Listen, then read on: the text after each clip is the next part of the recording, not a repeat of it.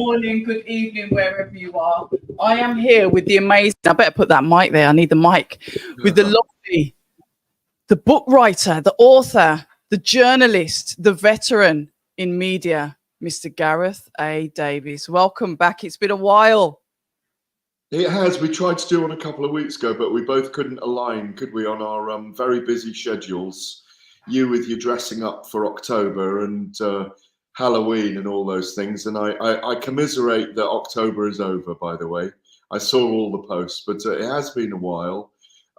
Thank you for that amazing intro. Yeah, Hail Mary Publishing put that video together for the book Call of the Warrior that's just out. My first book, first proper book. It's been a long time coming, Abz, and 5 years in the making. Brilliant, brilliant photographs by Sonia Jasinski, Louis Kassam, as you can see there, Chris Lloyd, and Carlo Chianti. And yeah, a lot of writing, 28 essays on many people who you know and I know, and people I've been around for a while, and all fighters, promoters, trainers.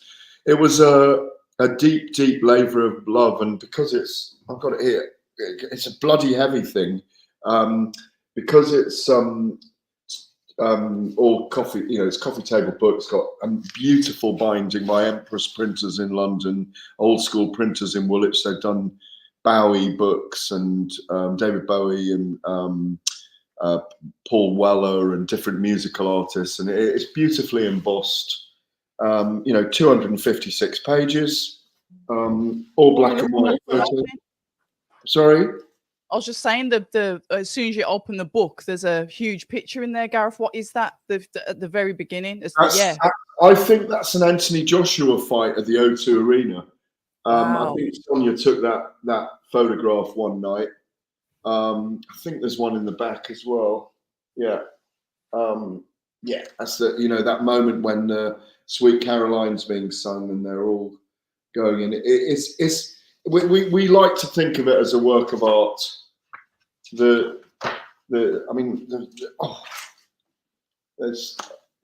I love that. Yeah, those boys. There's the essays. Oh wow. Yeah, I want a copy anyway, but you're gonna have to sign it for me, Gareth. Of course. That might be worth a bit when you pop your clogs. Forward by my fellow Welsh Italian Joe Calzaghe. Mr. Calzaghe.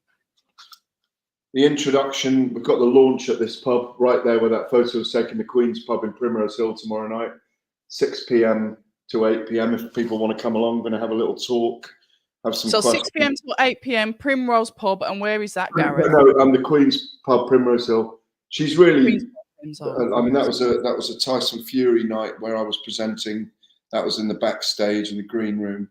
Yes, it's 6 p.m. to 8 p.m. at the Queen's Pub, Primrose Hill, beautiful Primrose Hill, the Queen's Pub, 6 p.m. to 8 p.m. We've got a gathering of a few friends. It's not a huge pub, but Fraser, who's actually in the book in the end, because the genesis of the photographs, 250 black and white photos in there.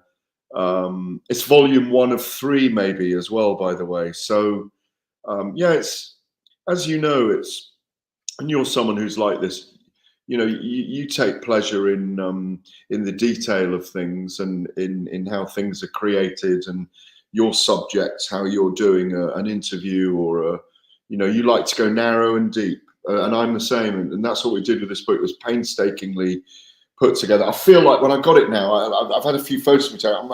It's like cradling it like a baby. It's like your baby, yeah. I've got, but I think it's I can give you the link afterwards, or I can put the link when you post the story, if you post this video afterwards. Yeah. But it's available through Hail Mary Publishing. It is 70 quid. It's a very expensive book. But that was the advice of the publishers and the printers. There's a lot of work. It started before lockdown. I was about to say, how long have you been doing it for? 5 years. Yeah, we started before lockdown, but obviously we needed to get photographs of everyone, and then we were paused for 18 months, nearly 2 years. So yeah, I had times when I just wondered whether we'd ever get it finished, because it is. I do like to think of it. I'm very proud of it. Put it that way. I'm very proud of it. It feels like a work of art. In fact, it's black and white. Reminds me of those periods with Ali and Frazier and Foreman. And I haven't seen you since last week. And last week I interviewed George Foreman. I pushed and pushed to try and get an interview with him. I've done many interviews with George over the years. And it was brilliant to talk to him about the Rumble in the Jungle. In fact, I went to pick up the book, Call of the Warrior, the day after the Rumble in the Jungle was 50 years old. So yes. Special times, and special times because Don King emerged.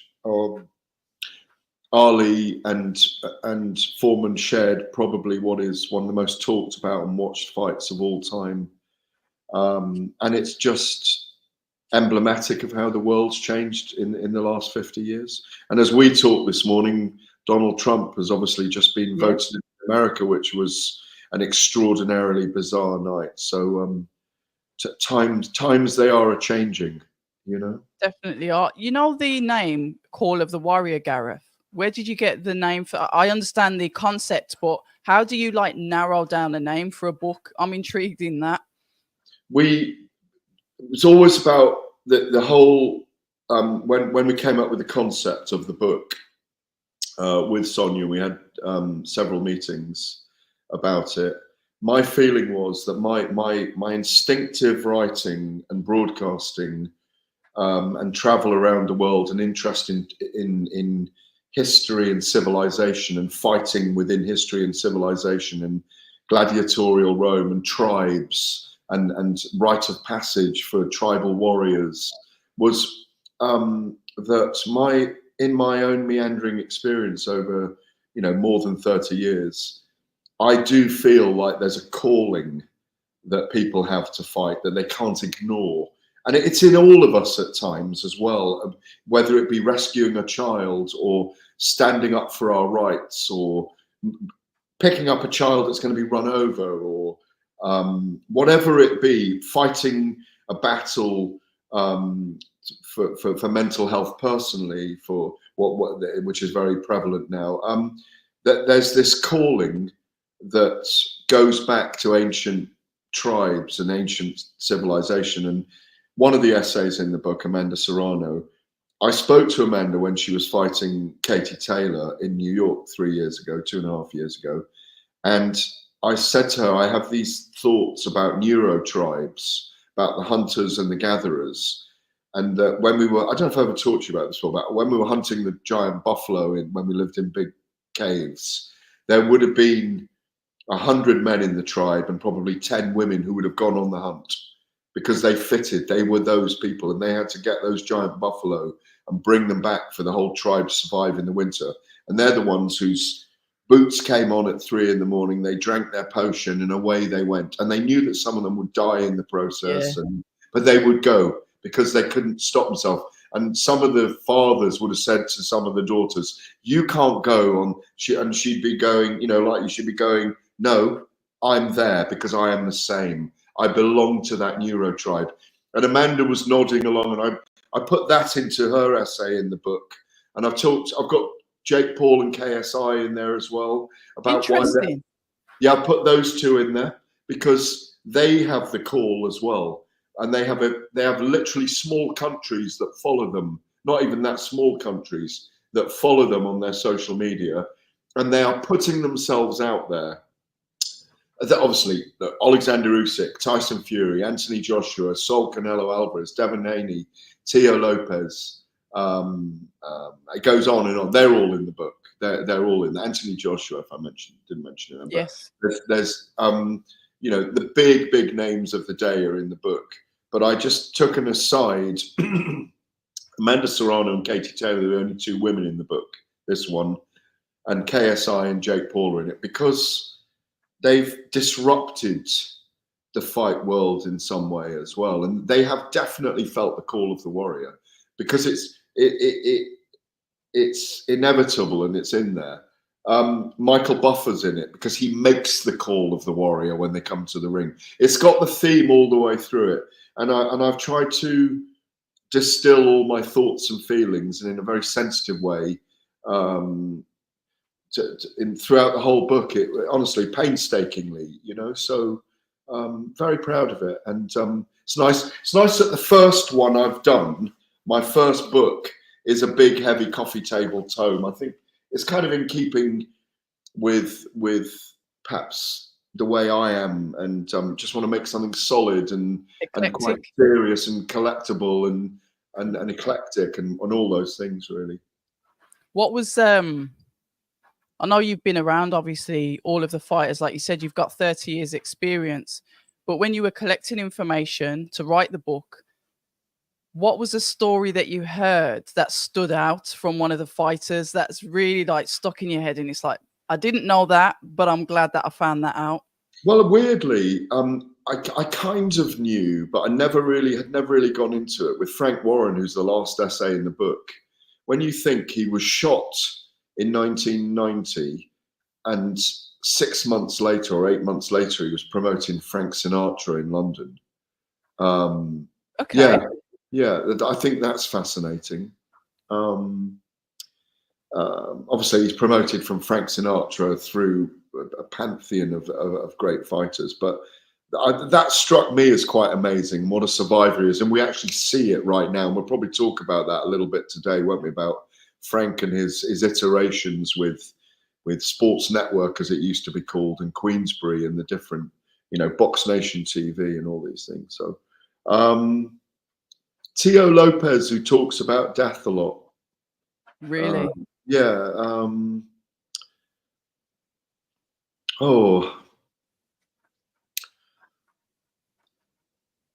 Alexander Usyk channeling Cossack warriors, you know, channeling that.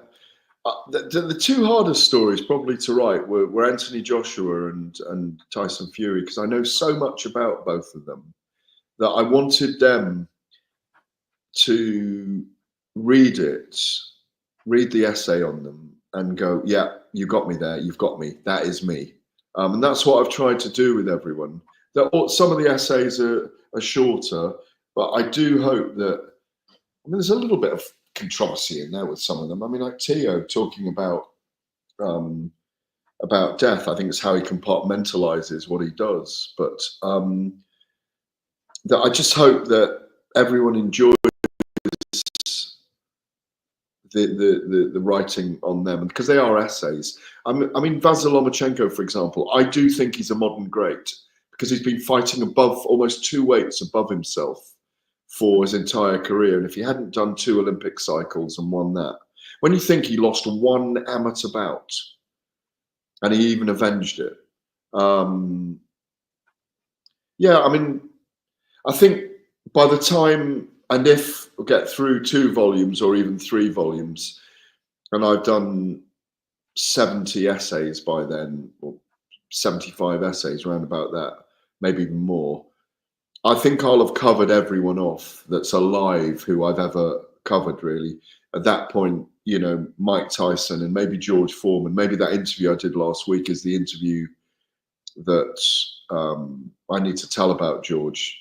Well, because George, I'll put out the story again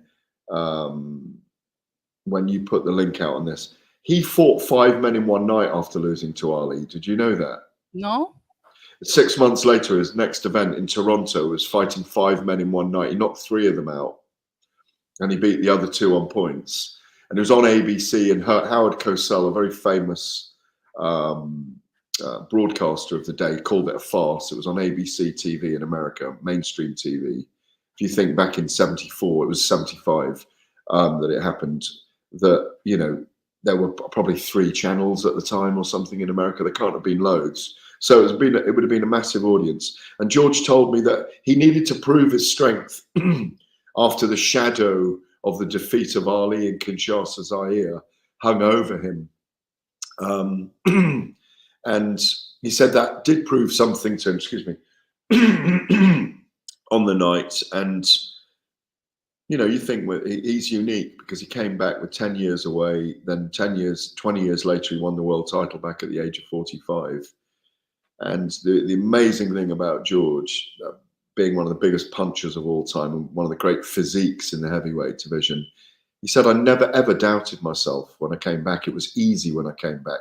And I can't think of anyone else that's been away for 10 years and come back and then won the world title 20 years later. There's some extraordinary people around. I mean, I want George in volume 2, but no,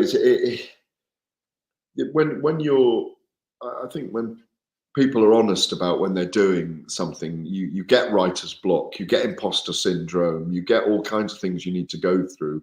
And it's a process. It is like picking up the book from the printers was a bit like the birth of a child. It was surreal. It's still surreal now.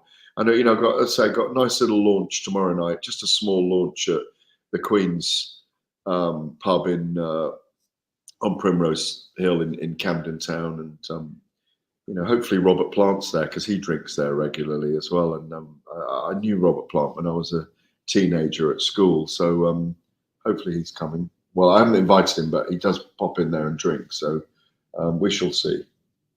Gareth, you mentioned something there, George Foreman, and it's something that you don't hear fighters admit often. And it said this darkness or this shadow loomed over him, and he felt as if, like you said, you know, the fight that was a farce. That's really refreshing to hear from me, because fighters these days don't necessarily have that rawness or that openness to talk about that shadow that follows them. I think recently, the only fighter that I've heard do that was Fraser Clark in his defeat, you know, round 13 with Fabio Wardley. And he sort of mentioned that haunting, like that horribleness that lingers over you when you lose. Obviously, you know, George Foreman, world champion, Fraser's on his journey. But when you hear that, Gareth, it's not something that fighters say often, is it? That must have been quite refreshing to hear. I would have been like in awe to hear that shadow, that demon that follows you everywhere because you've lost. Well, you've got to remember that George is used to talking about these things. He preaches in his own church in Houston, Texas. Right. Okay. And he is a book. He is a book on what can happen to you. I mean, the Foreman Grill made him extraordinarily famous. Yes. It's later on that the Rumble in the Jungle has become the most talked about and discussed fight of all time. And what you've got to remember is, and I'm not saying this, he has said this. He went into that fight with Ali, who was 32 at the time, and was trying to win back the world title. He'd lost to Frazier. He'd lost to Norton. He avenged his defeat to Norton, but Norton had broken his jaw, Ali's jaw. George went into that fight having crushed Norton, having beaten Frazier in 2 rounds, knocked him down 6 times. And at the age of 27, I think he was, George at the time, he was 40-0 Abz with 37 knockouts. So he was maybe even more than the Wilder of his day, the Deontay Wilder of his day. And he obviously George could box. He'd won the Olympic gold medal in '68. He turned pro. And he was a devastating machine, and all he thought he needed to do at the time was turn up and just let those big paws go, because he was a devastating puncher who people couldn't live with. But as he said, he went into that fight so confident against Ali that he thought in Kinshasa in Zaire that he thought that Ali wouldn't last 2 rounds. He said, I was confident, he told me last week, even maybe overconfident. And so he said, I was devastated, was the word he used when he lost that fight. And he was inconsolable in his dressing room with Bill Kaplan, who I spoke to as well last week, his 89-year-old PR guy, and his training team, who Archie Moore was with him in his corner that night, you know, the great Archie Moore. Yep. And people tried to console him. Bill Kaplan couldn't even remember the journey home because I think they've erased it from their memories. And you've got to remember they were in Zaire for 6 weeks. They moved from Nsele on the banks of the Congo in the compound that belonged to Mobutu that was built by the Chinese for him. Mobutu being a very autocratic ruler, if you like.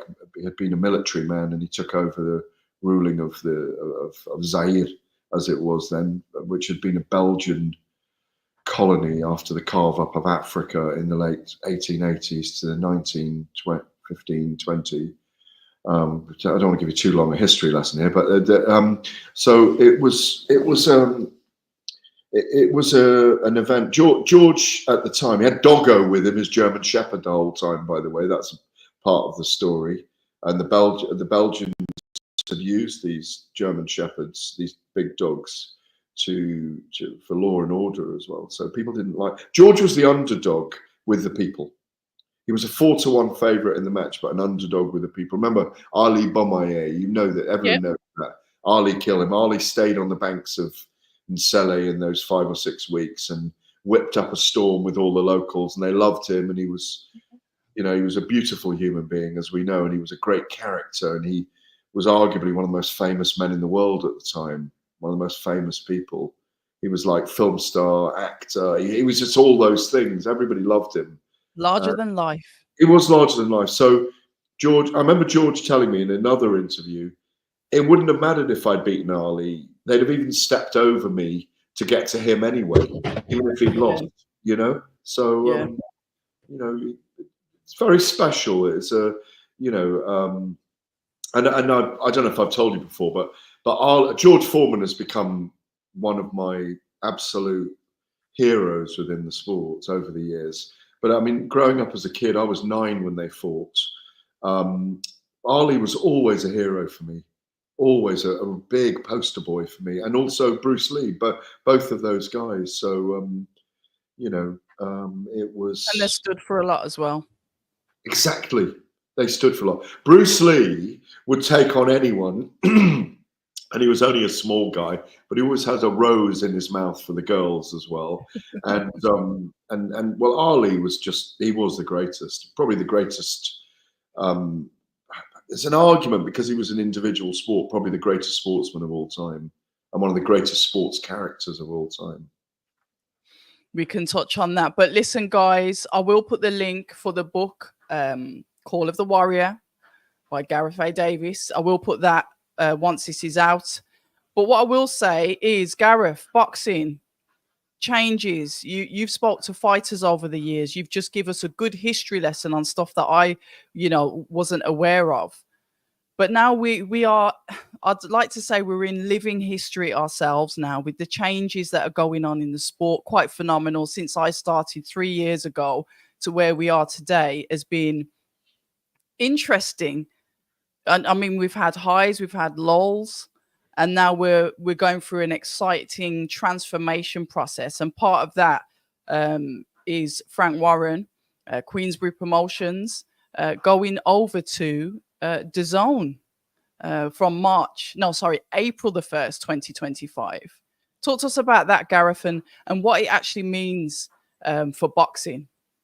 Well, as you say, there's been a huge time of catalysts for change. And I think, like you say, the lull that you mentioned just over a year ago, obviously it's a week and a year since that first event, the Battle of the Baddest in Saudi Arabia. Mm-hmm. I think the stimulation that the Saudi Arabians have created in the division stopped that talk about, our best heavyweight fights aren't happening. And they weren't. But there was a wait for the investment from the Saudi Arabians. It kind of begun with a different group from Saudi, obviously. But to look back now and think that we couldn't get Anthony Joshua and Deontay Wilder in a ring from 2018. But and it got very close to happening, of course. But because of that kind of judicial case in America where Deontay Wilder was deemed right to be getting the trilogy fight with Tyson Fury contractually. Yeah, and then we have seen a transformation. I'm coming to the DAZN thing, but I think around the whole working together, with His Excellency Turki Al Sheikh coming up with this masterful idea of Frank, Eddie, work together. Let's do an event against each other. That entente cordiale, as I call it now, that kind of that coming together of the two groups and then working together has stimulated a lot of different thought processes within the sports. So they're working together, but they're also against each other with their stables. They're looking to build stables that can compete against each other. The fact that DAZN is seen as because of the digital future, and they are the most advanced out there digitally of all the broadcasters on sports. It was called an over-the-top platform when I first started writing about it. I was at the launch in New York in 2018 as well. I was working with Bellator at the time, Bellator MMA, and when DAZN launched, they were called an OTT, over-the-top broadcasting platform, and an app. And that's what they were at the beginning. And I think they're coming into their own now. They've got a brilliant leader or owner in Selena Blavatnik, who's very smart. I think he's probably had a lot of meetings with Turki Al Sheikh as well. And I think Frank Warren going to DAZN is a move that's been talked about for a long time. I think it's been germinating behind the scenes. There will be arguments that it's the right thing to have Golden Boy, Matchroom, and Queensberry on one platform. 185 events they're talking a year DAZN with. I suppose that's with Misfits and with Bare Knuckle and other things as well, which is amazing. You probably need a rival. The negatives are, will it bring casual fans to the sport, which TNT probably does with its coverage of football and so on. But I think people know who DAZN are now, and I think they'll come to the big events, but they may not all subscribe on a monthly basis. There's going to be a few pitfalls, but they've got to build the entity. But as Frank Warren told us, Abz, finally at a lunch this week in London on Tuesday, they'd said, why was he going to Sky Sports in 1993 or 95, whenever it was? Why was he building his own Box Nation TV in 2013 and having that? He's always evolved. And as I said earlier he's always evolved and survived. He's got George Warren there, who's very smart. So there could be some pitfalls with it. There could be too many entities on one platform. But they've always got rivals with Amazon, PBC. It depends where Netflix. With Top Rank, where will Top Rank go? Where will Ben Shalom and Boxer and Sky go? Those are probably the big and where will Boxer go? Will it stay with Sky? So those are the big 6 promoters generically at the moment. So I think it's a good move. I think it's the right move at the right time for both Queensberry, Frank, and DAZN. Yeah, I like it. I was one of the supporters when Eddie Hearn obviously went over. You know, I saw what he saw, because I know that future generations, everything's done on the phones, everything is app based. So I knew that it would catch on fire. So I will always say, you know, shout out to Eddie Hearn for having the original vision to move forward and be progressive in where sports broadcasting was going. The one thing I do like, Frank Warren is signing fighters. He's putting on shows. He was there with Ben Vaughan after he had an absolute war with Echo Esserman. Ben Vaughan, he called him over and said, look, we'll have you on our show again. Ben Vaughan, full of gratitude, just grateful to be on the platform. And Frank was like, no, you're going to come again. We like what you did. It doesn't matter if you lost. You gave us absolute entertainment. And I like to see that with the fighters. He's quite personable with the fighters, I find, with Frank Warren. So I'm looking forward to the fact, and I've had it in my live chats. A few people have said, great, I'm in Sweden, I can now watch DAZN. Great, I'm in America, I can now watch the Queensberry shows. So just from the live chats that I've done, it's been a positive response. Well, it is, because, and like you say, that's why it's the perfect storm for both, because Queensberry can now go global. and not that they haven't done things that are international before, but they've got the platform to do that. And as the DAZN executives have explained at the lunch on Tuesday, they have made it their business in the last couple of years to make sure that DAZN is on every platform, like it's on the Sky platform. It's on. You can, if you need to get it, you can get it. So, and that is got to be the objective. I mean, I remember Frank talking about for Box Nation trying to make sure that they got it on the red button at one point, so that all this stuff is an evolution of the way that we're now consuming things, and it has changed. It's changed dramatically, even in the last 2 or 3 years. No, I mean, Frank, who I personally have known a long time, and professionally, I've always watched how he does things. He likes to build fighters from the bottom up. He does, there's a conveyor belt for them. I mean, I was just looking up here while you were talking. He's got a world champion and an interim world champion in the heavyweight division right now. And Daniel Dubois, IBF champion, Joseph Parker, interim WBO. Then he's got Tyson Fury is about to fight Alexander Usyk in December for 3 of the 4 belts. He's got Zhili Zhang, who's number 4 with the WBC. He's got Fabio Ward. He's got Lawrence Okoli, who's 5 with the WBC. Fabio Ward, who's 7 with the WBC. He's got Derek Chisora, who's 10 with the IBF. He's 10 with the IBF, yeah. He's got Mosa Tauma, who's 6 with the WBO.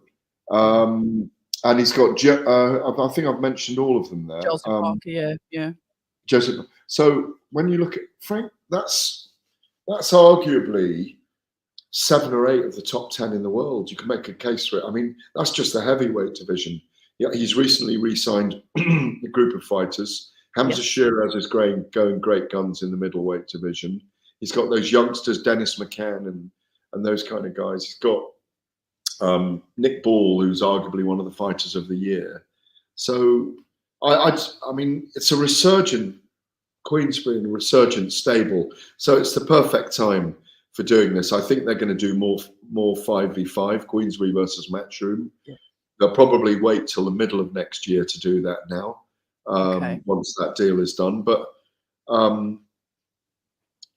I think boxing's in a good space, Abby. It's in a good space. And I would like to call it, maybe we're going to have a little bit of a golden era here. Maybe we're having one at the moment. Yeah, I think I absolutely agree with you, Gareth. I know that we're pushed on time. I know there's Joseph Parker's making noise as a potential opponent for Daniel Dubois, which I do believe he's more than entitled to shout the loudest for that fight. Frank said there's negotiations going on. He's not mentioned any names, but he said it's something that he's really interested in, and hopefully, should those negotiations work, then we're looking to potentially get some announcements in the very near future. Do you think it could be Joe Parker? Yeah, well, it could be, and I agree with you. I mean, I think if we were going for hard and fast, best fighting the best, they are the 2 most researched outside Fury and Usyk and what's going on with them. Most improved. Most improved, most resurgent, most rejuvenated, most momentum in the heavyweight division. I'm just going to pull up those rankings again. Joseph Parker against Daniel Dubois is a brilliant fight, stylistically as well. Joseph Parker's got a bit bigger recently. I think he's put on a couple of stone as well. Yeah, he is huge. He is, but that's for a reason, because he wants to be able to take punches. He's very, very confident in his boxing ability and his game plan exploitation at the moment. But I think by rights, we'd love to see those 2 fight, but it is a voluntary for Daniel Dubois, and whatever anyone says, even though he mauled Anthony Joshua over 5 rounds at Wembley on September the 21st, he deserves, a lesser opponent, but to have the pick of opponents Agit Kabayel. I don't know what's happening with the Martin Bacoli. Martin Isn't Bacoli. Cabell supposed to be? Isn't there something going on with those two? Well, there was a purse bid called, wasn't there, to be Oh. the mandatory, the winner of that as the mandatory, Right. for Daniel Dubois, but we haven't heard a lot more about it. Zhili Zhang at 5. Parker and Zhili Zhang could rematch easily. Frank Sanchez is at 6. He lost in his last time out against Kabayel. So to get an IBF world title shot after a loss is probably not right. Efia Jagba could be a potential opponent at number 7. Oh yeah, I forgot about him. Yeah, Filip Hrgovic and Anthony Joshua. Dubois is obviously beaten there, 8 and 9. Derek Chisora is number 10. I think people might ooh and ah a little bit if Derek Chisora fought Daniel Dubois. Yeah, Otto Valin's at 11. Fabio Wardley is 12. Frank ruled him out a couple of days ago. Jared Anderson is coming off a loss. There's Guido Vianello. He's a possible. Who did he win? Who did he fight the other day? He's coming off a win. Yeah, and Justice Huney's got a fight. So unless Joseph Parker came over from the WBO, he's obviously not in the all right IBF rankings. There's a couple of guys you could pick out there: Efia Jagba, Derek Chisora, Otto Valin, Guido Vianello. But it might be someone completely left field. I mean, but 1 and 2 are not rated in the IBF. My understanding is that they'd have to just talk to the IBF about. There's a quote somewhere from the promoter saying it wouldn't be an issue with Joseph Parker. He'd have to be installed in the ratings probably by the IBF, but I think it could be. Yeah, it could be, and it's as I say, it's a very, very good fight, and it's one that's winnable for both men. I've got to ask you finally. I'm going to move on to the rematch, and it's getting closer, Gareth. I mean, it just seems like yesterday we had the first fight, but it's now Usyk Fury, or they've called it Usyk 2 Fury. The rematch, like you said, for 3 of the 4 belts. We were both there at the press conference. We saw a little bit of dramatics from Alexander, which was enjoyable, actually. I managed to sneak a picture in before I was thrown off the stage. But yeah, I enjoyed that. Tyson Fury, raring to go. You could see it from both of them. It's like there's respect there. There's 100% respect there between the both of them. And I'll say that being up close and up front and close to them. But yeah, how does it go this time? Because I spoke to Andy Lee, who's obviously Joseph Parker's trainer as well. And he said the best thing he can do this time is just keep his mouth shut and let Sugar run the show. One voice in the corner. Yeah, I think that's probably something that the team wanted to have out there. It's Andy Lee giving support to Sugar Hill Stewart. John Fury wasn't there on the day. Shane, no, he wasn't. Shane and Huey were there, the brothers of Tyson Fury. I agree with you. Both had respect for each other. Both of the men had a lot of respect for each other. They're going into the 13th round after 12 brutal rounds against each other when they gave their all. Both of them at the very top of the very summit of the heavyweight division. The question marks will be, what are the legs left in Tyson Fury? Can he do those full 12 rounds? Did the cut over the eye affect his sharpness going into that fight? Can Alexander Usyk maintain his tactics and his age? And he took some heavy shots in the fight and went for a brain scan and a head scan straight away afterwards. What's his appetite like? They both look really fresh and ready. It's a must-win for both men. If Fury wins, I think we'll probably get a trilogy fight, but maybe we'll get Anthony Joshua against Fury in the middle of that. If Usyk wins, maybe he'll fight Daniel Dubois in a second fight. There's loads of crisscrossing roads that can happen from here. I think, because we haven't spoken about it either, I don't think it was the right thing for Anthony Joshua to take the immediate rematch with Daniel Dubois either. But yeah, so how does the fight go? Well, if Fury maintains his standards from the first 7 rounds of the fight, I think he wins. But Usyk has proven that he is brilliant in the last 4 rounds of a fight, that he comes alive as the fight goes on. He's a true championship fighter. I think it's going to be a very, very close fight again. And if Fury wins, they're going to have a third fight at some point to decide the number one of those mid-30s to late 30 guys in this era. Right, I'm going to go into the chat. Just some final questions before you go. Bav Mystery said, is TNT, and this is a question that's on everybody's tongue actually, going to continue with boxing post-April? I personally think that's a question for TNT, but Gareth, your expertise, your experience in the sport, what do you think?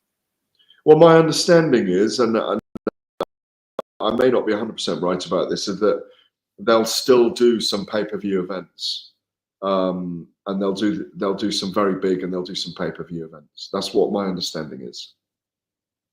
Okay, Toby said, does Frank have shares in DAZN like Eddie and AJ have as part of their deal to sign with them as an incentive to get results? And I do remember, I think that was a $100 million deal or something. I can't remember. Don't quote me. It wasn't $100 million deal. It was $1 billion deal. It was. Okay. I was close.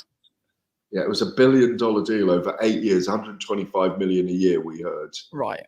Over 8 years, which is just. Well, we're 6 years into that now, I think. So, Toby Bartlett, who was asked the question, I really don't know. That's a question that wasn't asked of Frank Warren, and I'm not going to text him right now and ask him. But I don't know. Next time we'll find out. Yeah, if he's willing to talk about it. Right, Alan's letting his thoughts go. He said the B word, still peddling Joshua and Fury. I think it's because it's a fight we've had. And this is just my opinion, Deontay Wilder, Anthony Joshua should have happened. Is that going to happen now? Probably not. I think the last grain of hope is that we do get Anthony Joshua versus Tyson Fury. I don't know if you've got any different thoughts on that, Gareth. I think it's bigger than the last grain of hope. It's still a big commercial entity if those two step into the ring together. And just as I believe, if they wanted to make a case for Deontay Wilder fighting Anthony Joshua still, or Dillian White fighting Anthony Joshua still, I think those fights are there. Definitely. Thank you very much, MCB. Thank you very much. Yeah, you got a question? Have you got a question? Yeah, just the final one here, and I'm going to leave it on a sense of humour. Gareth, did you ever find out if Dillian White showers at arenas? Biggest error of my career asking him that night, wasn't it? No, but everybody will remember you for it. I have people still coming up to me and saying, "Where are you going today?" And I go, "Well, I'm going down. I've got to pick up a suit or trousers from my tailors." And they go, "Have you showered? Have you showered?" It was just the way he looked at me that day, like he was going to hit you. No, he didn't. Dillian, was like, I don't. What? It was more. What are you doing, man? What are you talking about? They're more like that, really. But oh, is that your Jamaican accent? No, I can do a much better Jamaican. Please don't. Accent. No, I don't want to. We're not allowed to do that. Let's not do this. But it's seen as inappropriate to I'll do behave. Accents. No, it's fine to do accents. All I'm going to say is airy. There is no undertone. All I'm going to say is airy. Okay, we will have that. Listen, Gareth, it's been an absolute pleasure. Guys in the chat, thank you very much for putting your bits and bobs in there. Some of them I avoided on purpose today, but thank you ever so much for joining us. Gareth, we've got to do this again because it's been months. I think I'm in London tomorrow for the Magnificent Presser. Are you there? Magnificent. Yeah, you're coming to the book launch in the evening. Oh, is it on the same day? Yes, tomorrow night, 6 to 8. Is it far? What, from Wembley? Yeah. Where's the press conference? Well, it's south. Battersea. No, it's not far at all. It's about half an hour away, driving or on the tube. Okay, we'll see. It's a really nice place, Primrose Hill. Twist my arm and force me to stay over to get a signed copy of Call of the Warrior. But guys, listen, we will catch up. I'm going to play this clip. Have a look at the clip. It's a quick ad for the book by Gareth that's been in the process of being worked on. It was 5 years and now we finally got it. So au revoir, ladies and gentlemen. gentlemen. Until the next time, but here's a clip.